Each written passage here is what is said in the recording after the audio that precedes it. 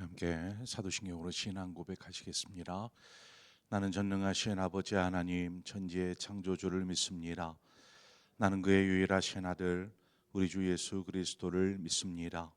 그는 성령으로 잉태되어 동정녀 마리아에게서 나시고 본디오 빌라도에게 고난을 받아 십자가에 못 박혀 죽으시고 장사된 지 사흘 만에 죽은 자 가운데서 다시 살아나셨으며 하늘에 오르시어 전능하신 아버지 하나님 우편에 앉아 계시다가 거기로부터 살아있는 자와 죽은 자를 심판하러 오십니다. 나는 성령을 믿으며 거룩한 공교회와 성도의 교제와 죄를 용서받는 것과 몸의 부활과 영생을 믿습니다. 아멘. 우리 함께 찬송가 357장 주 믿는 사람 일어나 다 힘을 합하여 우리 함께 찬송하도록 하겠습니다. 찬송가 357장입니다. 357장.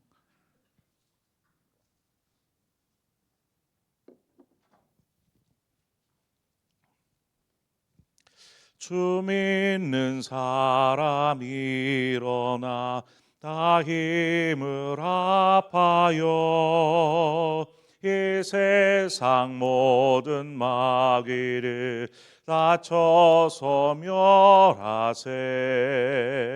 저 앞에 오는 적군을 다 싸워 이겨라. 주 예수 믿는 힘으로 온 세상 이기네. 믿음이 이기네. 믿음이 이기네. 주 예수를 믿음이 온 세상 이기네. 온 인류 마귀 괴율로 큰 죄에 빠지니 진리로 띠를 띠고서 늘 기도드리세. 참 믿고 의지하면서 겁없이 나갈 때 주 예수 믿는 힘으로 온 세상 이기네. 믿음이 이기네. 믿음이 이기네. 주 예수를 믿음이 온 세상 이기네. 끝까지 이긴 자에게 흰 옷을 입히고 또 영생 복을 주시니 참 기쁜 일일세. 이 어른 세상 지나서 저 천성 가도록 주 예수 믿는 힘으로 온 세상 이기네. 믿음이 이기네. 믿음이 이기네. 주 예수를 믿음이 온 세상 이기네. 아멘. 하나님 말씀 보겠습니다. 욥기 2장 1절에서 6절의 말씀입니다. 욥기 2장 1절에서 6절의 말씀 한 절씩 교독해서 보겠습니다. 또 하루는 하나님의 아들들이 와서 여호와 앞에 서고 사탄도 그들 가운데에 와서 여호와 앞에 서니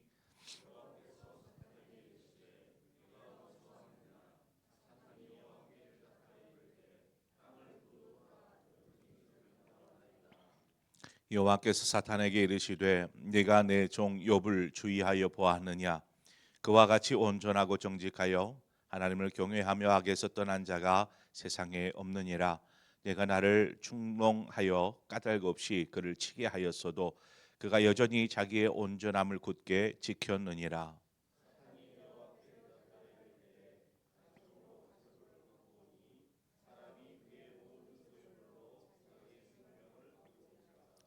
이제 주의 손을 펴서 그의 뼈와 살을 치소서. 그리하시면 틀림없이 주를 향하여 욕하지 않겠나이까.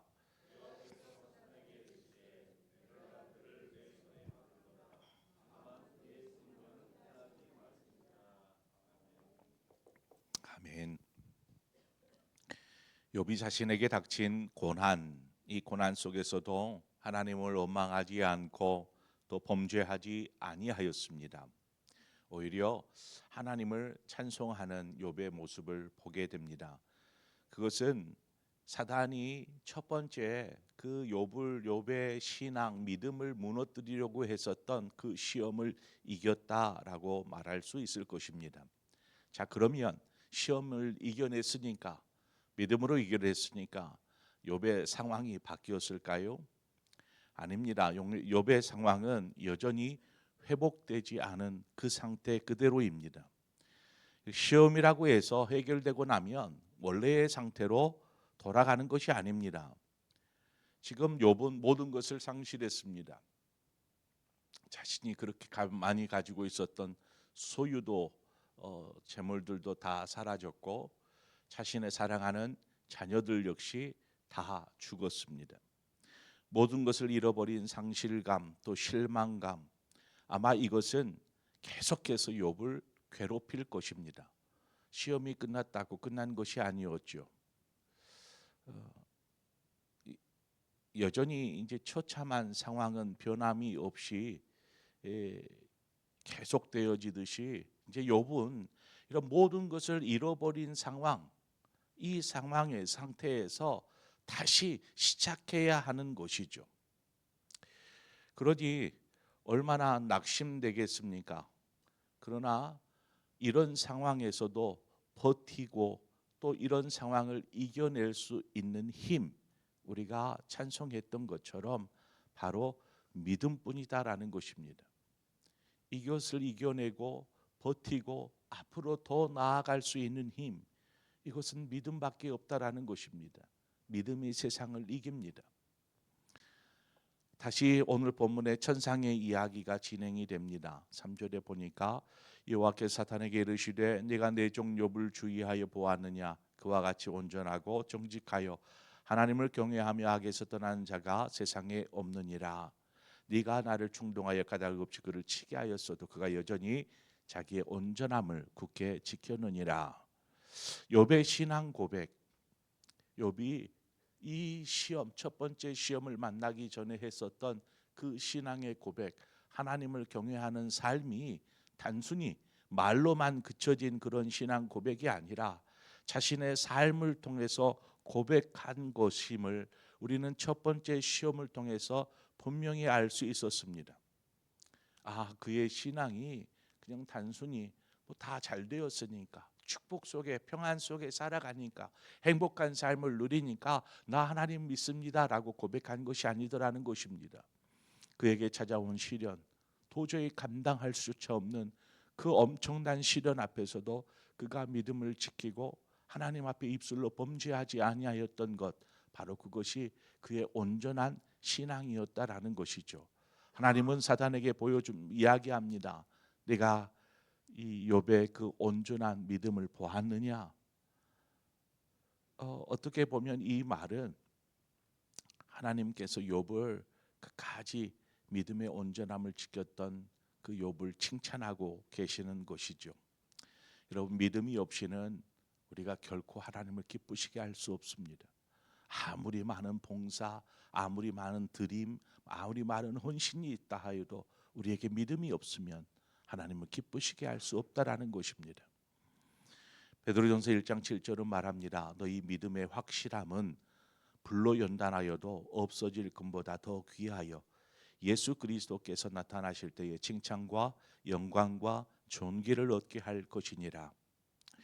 우리가 삶에서 믿음으로 살아가는데 이 믿음으로 살아가는 중에 어떤 시련이나 어려움이나 난관에 봉착하였을 때에 이런 어려움이 찾아오면 그렇잖아요. 우리는 하나님을 원망하기도 하고 왜 나에게 이런 일이, 혹 내가 뭔 죄를 지었나, 뭐 여러 가지 우리의 온통 생각을 복잡하게 만듭니다. 그러나 이 모든 시련이 하나님께서 이러한 시련들을 통해서 우리를 연단하시고 또 연단되어짐으로 결국 이 그 찌꺼기나 불순물이 다 제거된 그 정금같이 우리가 하나님께 나아가게 하는 줄 믿습니다.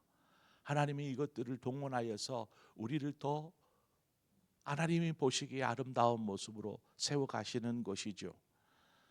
바로 그렇게 정금처럼 이 연단되어진 믿음, 이 믿음이 주님 오실 때에 우리가 누릴 수 있는 칭찬이요 영광인 줄 믿습니다.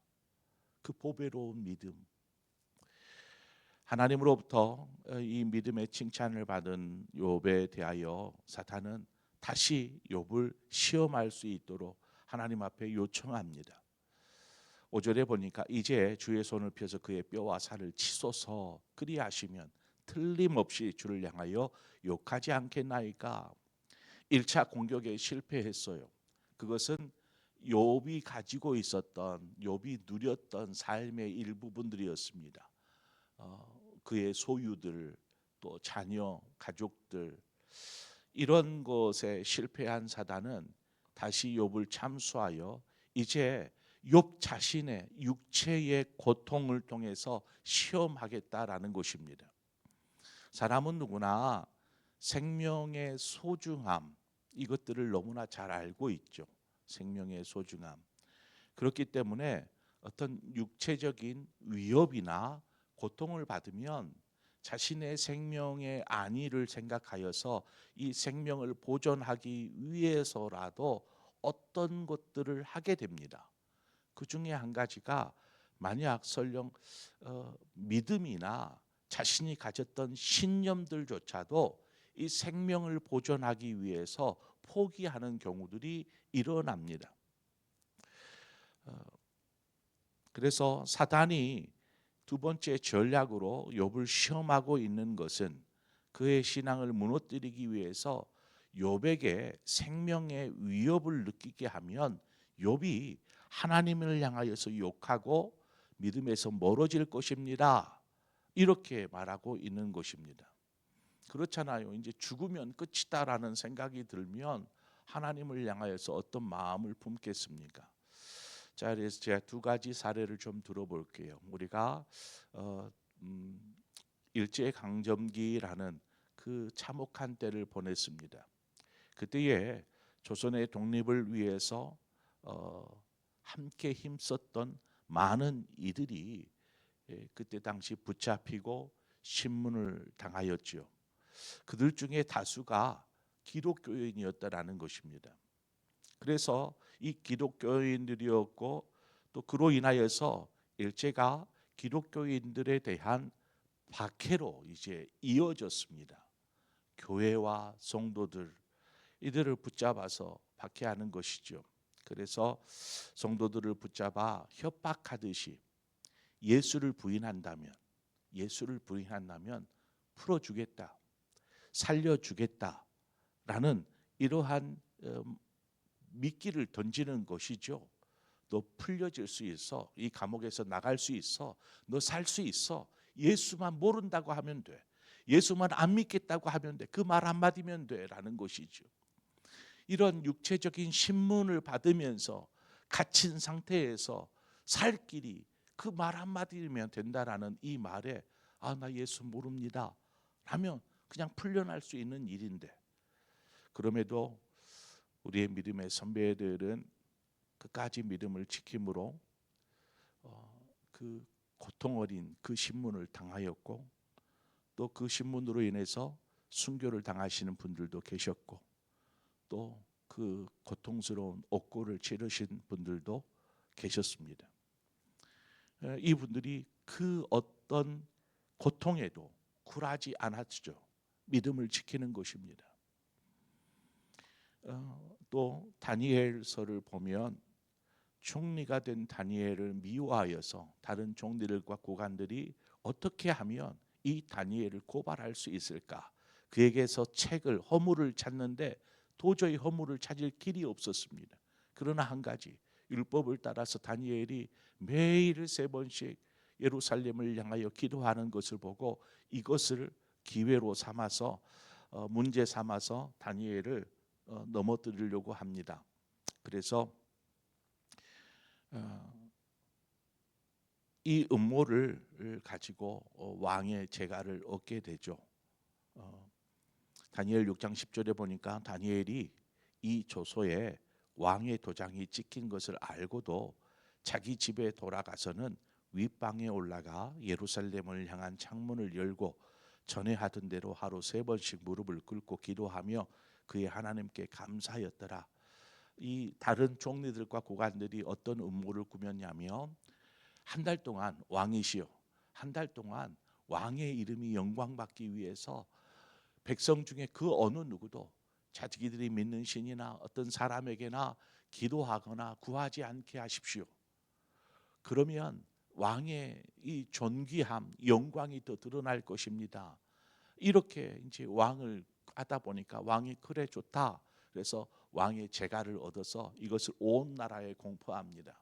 그래서 온 나라 백성이 한 달 동안은 자기들이 믿는 신이나 어떤 사람에게 어떤 기도하거나 이런 거를 할 수 없게 만들어 버린 것이죠.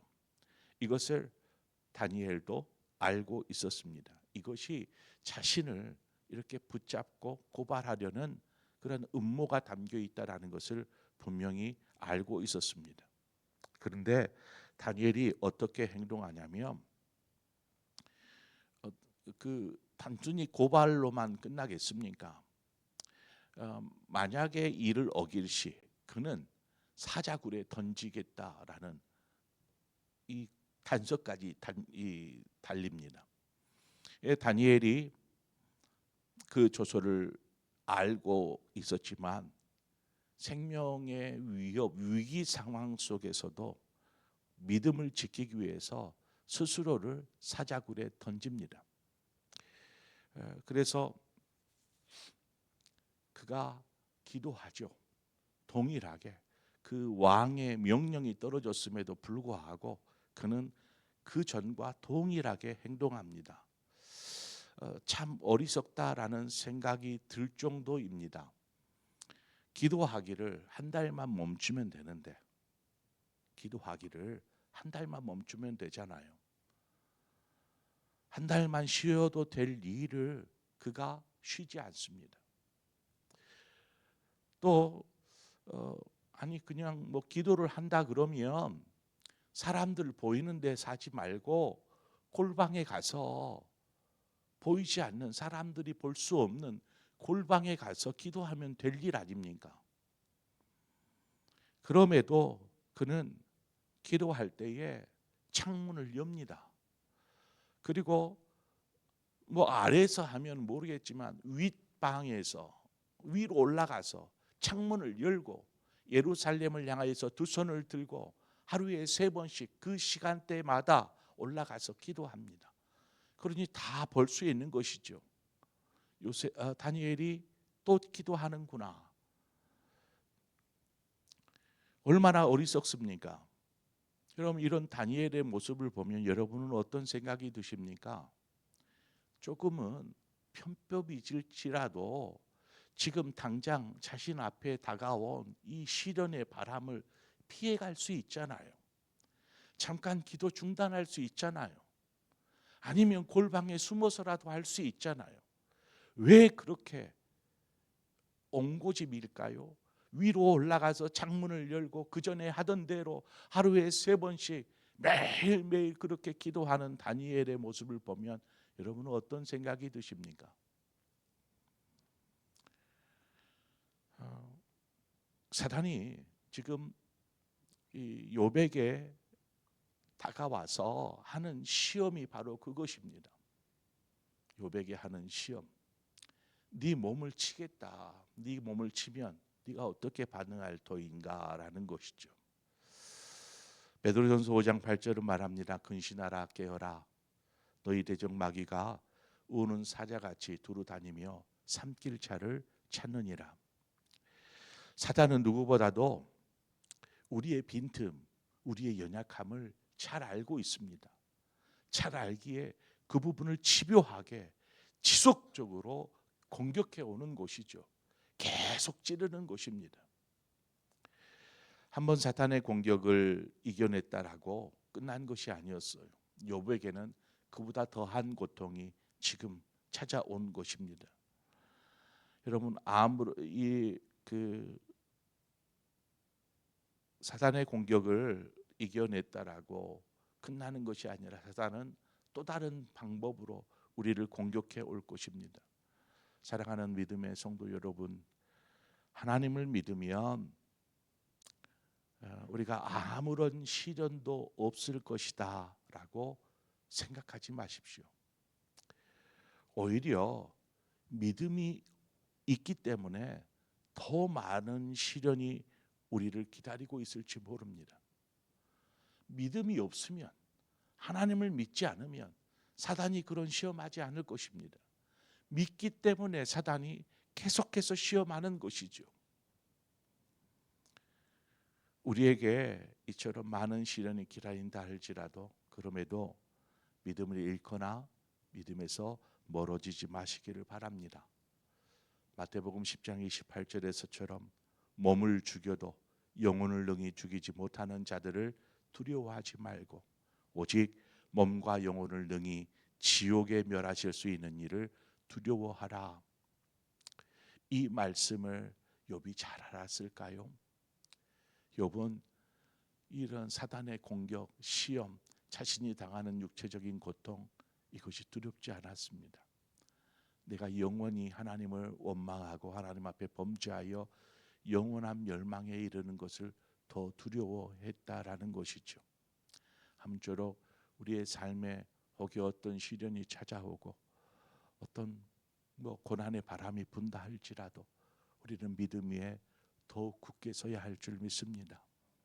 우리가 흔들리지 않을 수 있는 유일한 길은 오직 믿음으로 주님을 붙잡는 것입니다.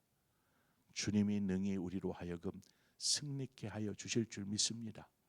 믿음이 시련을 이기고 세상을 이기게 하여 줍니다. 그 믿음 안에 굳게 서는 우리 사랑하는 성도님 되시기를 주님의 이름으로 축원합니다. 기도하겠습니다. 좋으신 아버지, 은혜를 감사합니다. 우리의 삶에 찾아오는 예상치 못한 고난이나 염려나 근심이나 아픔이나 하나님, 이것들이 때로는 우리의 믿음을 흔들어 놓기도 하고 믿음에서 멀어지기도 합니다.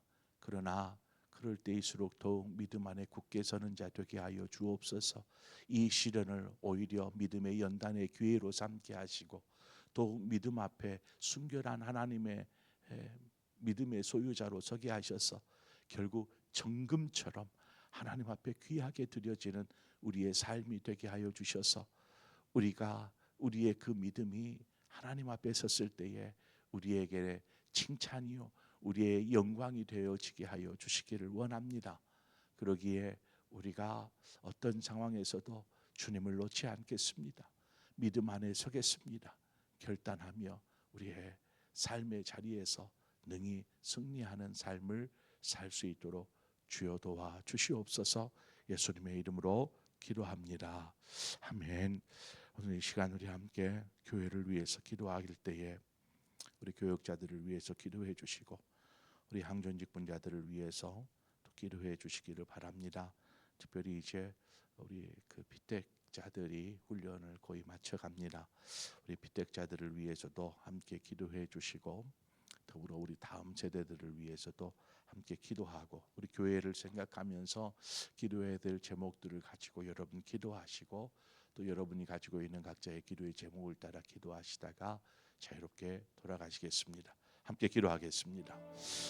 좋으신 하나님 아버지, 은혜와 사랑을 감사합니다.